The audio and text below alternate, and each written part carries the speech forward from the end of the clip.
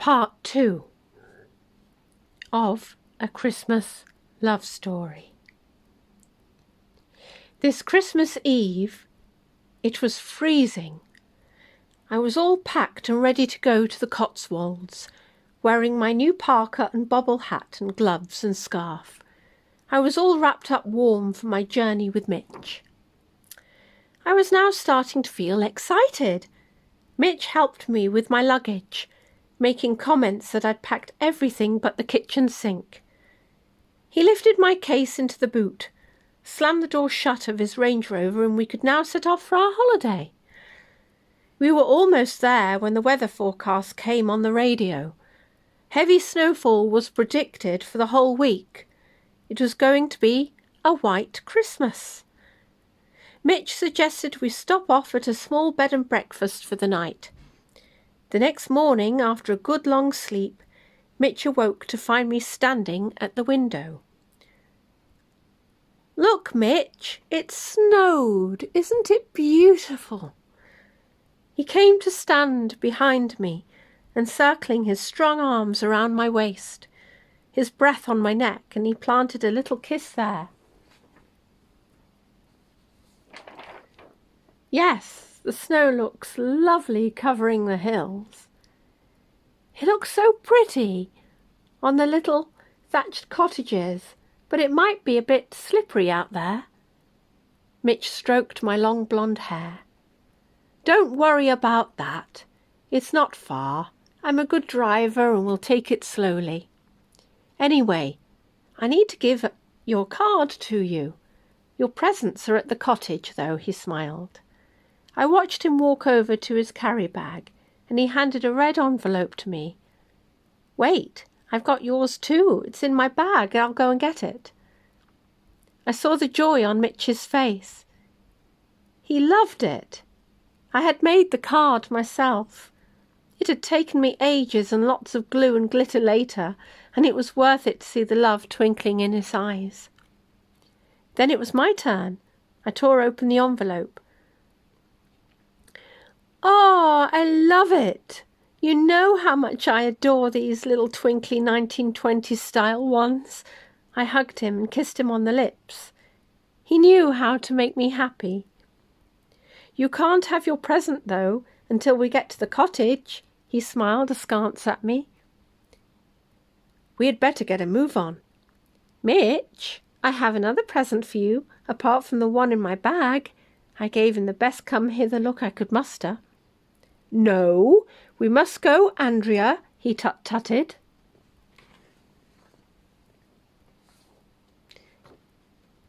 Taking it easy in the winter snow seemed to last forever, listening to the sounds of the 80s in the car did help to calm my nerves a little bit. To brave it, though, had been worth it. Mitch pulled up at a country roadside. It was a spectacular scene. Pure pristine snow covered the ground, tiny little ice diamonds shimmering and twinkling in the sunlight. It looked like a picture from a Christmas card. I felt like I was standing within it, as if the picture had come to life. A little wooden gate, downed in frost, led through to a wide expanse of snow-covered lawn. The thatched roof of the cottage, snow-capped. Through the bay-leaded windows glowed a warm, welcoming orange light. An old Victorian street lamp would guide the way when it becomes dark.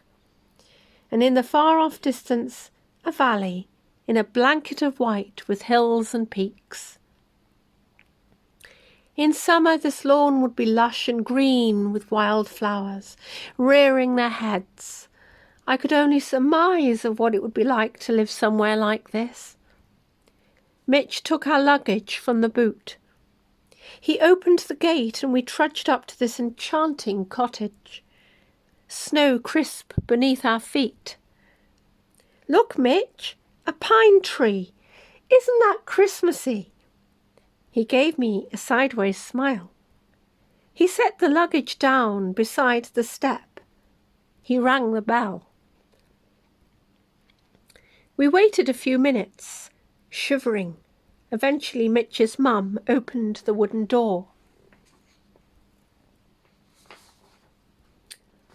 "Oh, I'm sorry, it's busy in there. Come on inside, you two, it's freezing." We took it in turns to hug her. She was a little plumper than the last time we'd seen her. "Happy Christmas, you two." Immediately, the homely fragrance of mulled wine and hot mince pies greeted me. The other scent was a turkey being cooked in the oven. "Come on through. It's been hectic trying to get everything done in time. Don't you worry about a thing. You go into the sitting room and sit yourselves down, out of this cold, next to the fire. I'll show you where it is." "Dan," she called to her husband, "take Mitch's and Andrea's luggage up for them, please." Dan jauntily wished us a Merry Christmas. I stopped him. "I've got presents for everyone. I need to put them under the tree. I need to get them out of my bags first." Once that was sorted, Dan dropped our bags off for us upstairs. The cottage struck me as 17th century, with dark oak beams on the ceiling and wooden floors in the hallway, a charming real coal fire and logs crackling. The decor was floral chintz, dark oak furniture, polished to perfection, and you couldn't get any cosier than this. Mitch and I lingered in the sitting room, curled up together on the settee, enjoying the warmth from the roaring fire, the gentle ticking from the grandfather clock. And with relief, I was glad to be sitting here. The snow had become even heavier. Mrs. Stanton's cousins came through into the sitting room, and they were looking flustered after all that preparation and cooking. "Don't worry, dear, it'll be on the table soon." I could tell that those two had healthy appetites. "It's a lovely cottage you have." I tried to make small talk, as it was the first time I met these two women, Frida and Ada. "Thank you, my dear. I'm glad you like it." Then they disappeared back through into the kitchen. I could hear the clatter of plates and of cutlery as they were taking things through into the dining room. "Dinner's ready, you two," Mitch's mum called. My stomach rumbled at the delicious smells coming from the kitchen. I could also smell the faint scent of perfume. As soon as Mitch and I entered the dining room, I stopped dead in my tracks. I couldn't believe what I was seeing. And it wasn't just a wonderful feast before my eyes. "Mum? Dad? What are you doing here? I thought you were at Happy Holiday Lodge." The look on my face must have been a picture. They sneakily looked surreptitiously at one another beneath their eyelashes. "Well, we must confess. Mitch, where are you going?" I spun my head to see him going into the direction of the sitting room.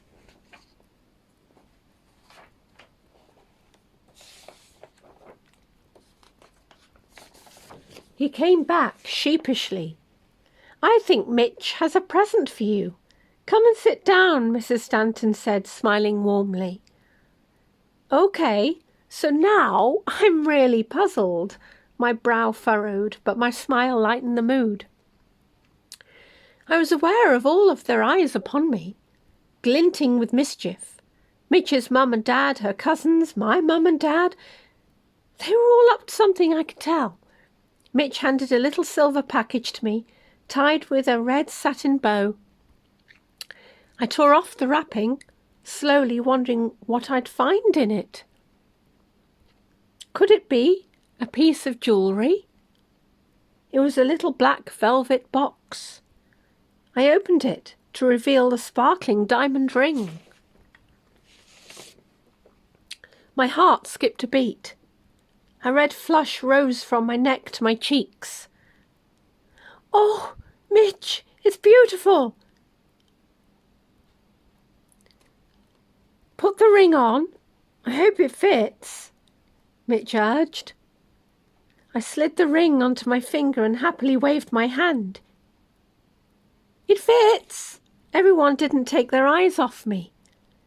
I felt only love surrounding me. "Darling, it's an engagement ring. I wanted to ask you to marry me. I needed everyone here. I wanted to surprise you on Christmas Day." "I can't get down on one knee. I might knock all the stuff off the table like one of those videos," he guffawed, his blue eyes dancing with playfulness.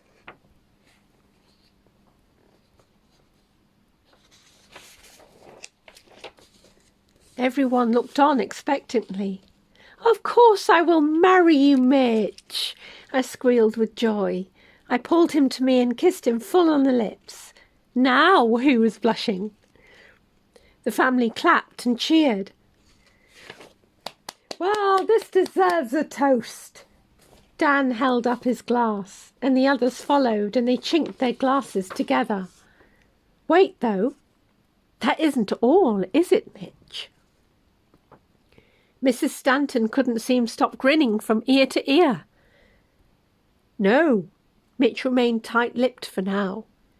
"Come on, Mitch, I'm on tenterhooks." "What? Tell me." The suspense was too much. "Go on, tell her, lad," Dad chipped in. Mitch gazed deeply into my eyes. "That ring isn't your only present." Mitch took in a deep and take a breath. What else had he up his sleeve? "This cottage is." "What?" "I don't understand." I looked at everyone quizzically, then back to Mitch. "The truth is, darling, this cottage was left to me by my grandfather before he died of cancer. He had won a competition to win a dream home. He knew he wouldn't get to live in it, so he left it to me in his will. And those times when you didn't get to see me as much as you would have liked, I was sorting things out. Mum and her cousins were helping me. Even your mum and dad knew. We had to keep it a big secret. It was quite difficult at times. You were quite persistent. But that's not all. Mum's cousins don't really live in this cottage. They live in the bed and breakfast we stayed in last night. It's their business.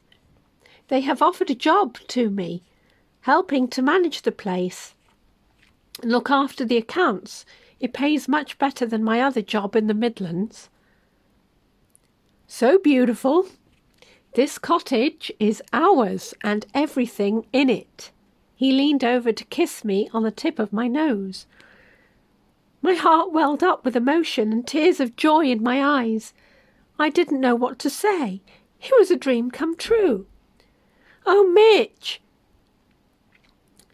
Oh, this has to be the best Christmas I've ever had. But there is only one problem," I interjected. "And what is that?" It was Mitch's turn to look puzzled.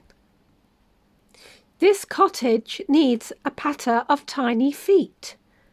Everyone took a gulp of their claret.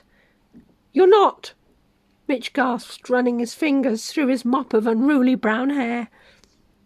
I laughed. "No, silly. I mean a dog." The sound of merry giggles filled the room along with sighs of relief. "Well, we'd better tuck into that lovely scrumptious turkey and those yummy roast potatoes before it all gets cold, and then we can have homemade Christmas pudding for afterwards," Mrs. Stanton smiled. This is a Christmas to remember, I mused to myself, and in the distance the church bells rang. So, thank you, subscribers. I hope you've enjoyed my Christmas story that I wrote for you.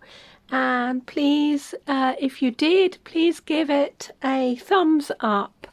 And I wish you all a Merry Christmas. And see you very soon in my next video. Lots of love.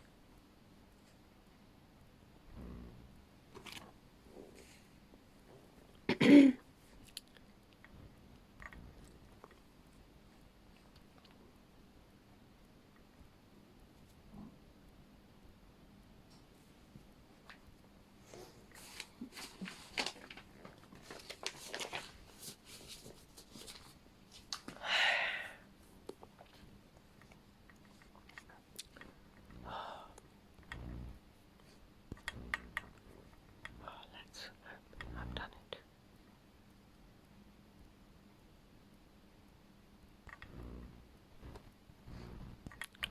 The fuck? I never put that on Facebook. Oh no. Oh no.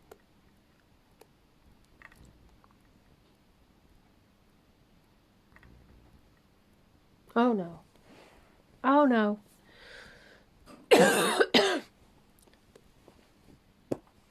Gonna have to do it again. I wasn't recording.